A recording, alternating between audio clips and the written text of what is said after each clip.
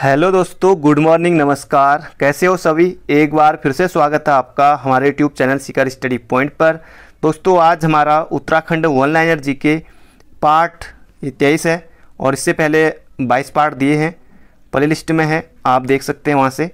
और सभी के सभी प्रश्न बहुत महत्वपूर्ण होते हैं और आप मान के चलिए कि जैसे ये आज 23वां पार्ट है, हर में 10 प्रश्न रहते हैं और एक्स्ट्रा फैक्ट के साथ तो आपको पता ही है कि लगभग 20 प्रश्न तो बन ही जाते होंगे। तो आप इन्हें ज़रूर देखिएगा। ज़्यादा इसमें सीधे प्रश्न, सीधे उत्तर रहते हैं और बिल्कुल आपको निश्चित रूप से फ़ायदा होगा।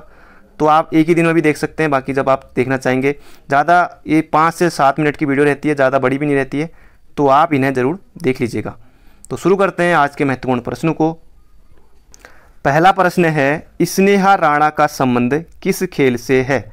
तो यहाँ पर आपको बताना है स्नेहा राणा का संबंध किस खेल से है। दोस्तों, ये हाल ही में चर्चा में रही थी और करंट अफेयर से भी इसे आप जोड़कर देख सकते हैं। तो ये क्रिकेट से संबंधित है, क्रिकेट से इनका संबंध है स्नेहा राणा, और ये देहरादून जनपद से। तो ये आपको बिल्कुल याद रखना है। और स्नेहा राणा, तो ये राणा से याद आया तो जसपाल राणा का नाम आपको बिल्कुल नहीं भूलना है। जसपाल राणा गोल्डन बॉय कहा जाता है, निशानेबाजी से इनका संबंध है। और एक और है सुषमा राणा, नहीं, सुषमा राणा तो इनकी बहन है, वो भी निशानेबाजी। सुशीला राणा वो जो अंतर्राष्ट्रीय जो हैंडबॉल है, अंतर्राष्ट्रीय हैंडबॉल खिलाड़ी हैं वो सुशीला राणा, तो ये भी आपको याद रखना है। अगला प्रश्न है, उत्तराखंड जलवायु बजट का प्रावधान करने वाला देश का कौन सा राज्य है? तो ये है पहला राज्य। तो इस तरह से भी बन सकता है। तो किस राज्य ने सर्वप्रथम जलवायु बजट का प्रावधान किया है? तो उत्तराखंड है, तो इस तरह से भी। और उत्तराखंड कौन सा राज्य है? तो पहला राज्य। अगला प्रश्न है, हिमालय पुरातत्व एवं नरवंशी संग्रहालय श्रीनगर की स्थापना श्रीनगर उत्तराखंड में कब हुई थी? यहाँ पर पौड़ी भी रह सकता था, लेकिन आयोग इस तरह से ही करता है, तो मैंने भी इस तरह से करने की कोशिश की है।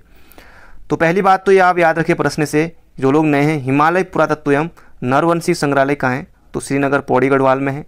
इसकी स्थापना कब हुई थी? तो ये हुई थी दोस्तों 1980 में। तो ये आपको बिल्कुल याद रखना है। इसमें सीधे प्रश्न, सीधे उत्तर और सीधे काम की चीज़ें रहती हैं वन लाइनर, इसे आप जरूर देखिएगा।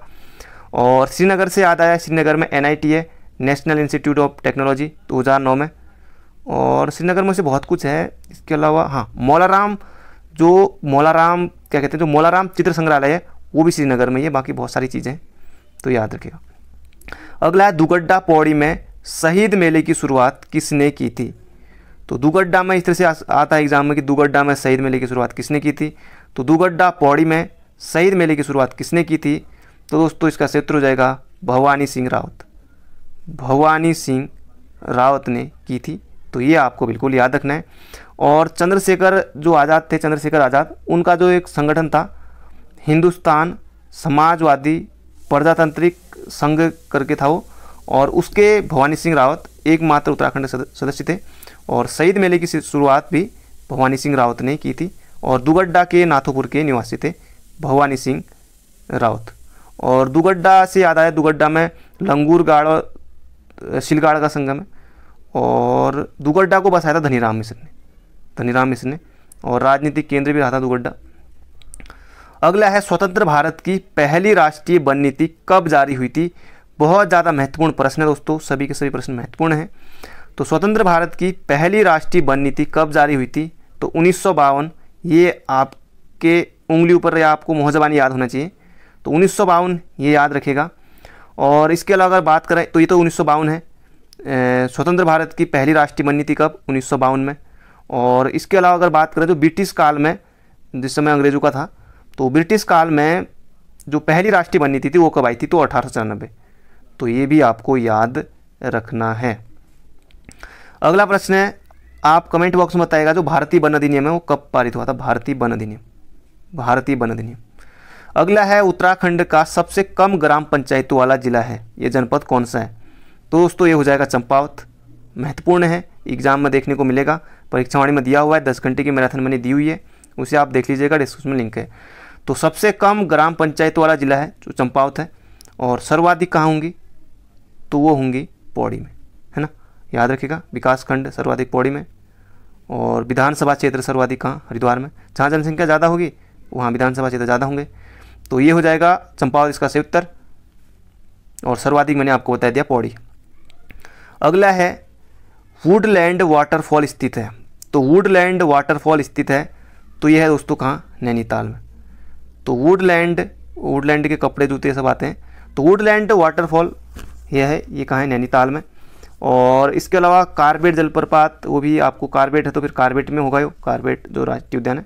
और इसके अलावा कार्बेट में और भी बहुत कुछ है, जैसे ढोकाने भी है, ढोकाने अल्मोड़ा से भी नदी की पड़ता हो नैनीताल में, मतलब जनपद में, तो ढोकाने भी है एक, वो भी नैनीताल में ही है, जनपद में आता है। तो वुडलैंड वाटरफॉल ये नैनीताल में है। अगला है कुमाऊं का गांधी उपनाम से किसे जाना जाता है। तो कुमाऊं का गांधी देवकी नंदन पांडे, देवकी नंदन पांडे, याद रखिएगा। और देवकी पांडे की दोस्तों एक बुक है, वो परीक्षावाणी में आपको मिल जाएगी। उस बुक का नाम है दून और उसके आर्किटेक्ट, दून और उसके आर्किटेक्ट। तो ये याद रखिएगा, देवकी नंदन पांडे, कुमाऊं का गांधी और दून और उसके आर्किटेक्ट। अगला प्रश्न है राष्ट्रीय ज्वाला समाचार पत्र कहाँ से प्रकाशित होता है।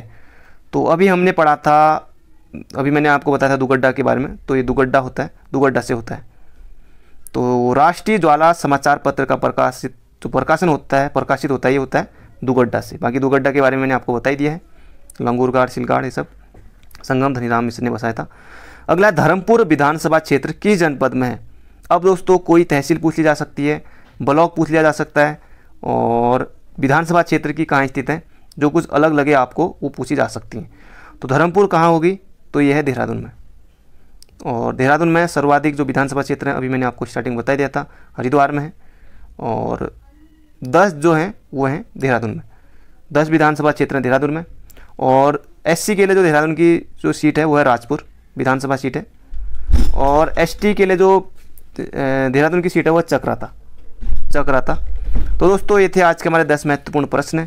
बाकी मिलते हैं बहुत जल्दी, अपना ध्यान रखिएगा। वीडियो को यहीं पर एंड करता हूँ। Thank you friend, thank you so much.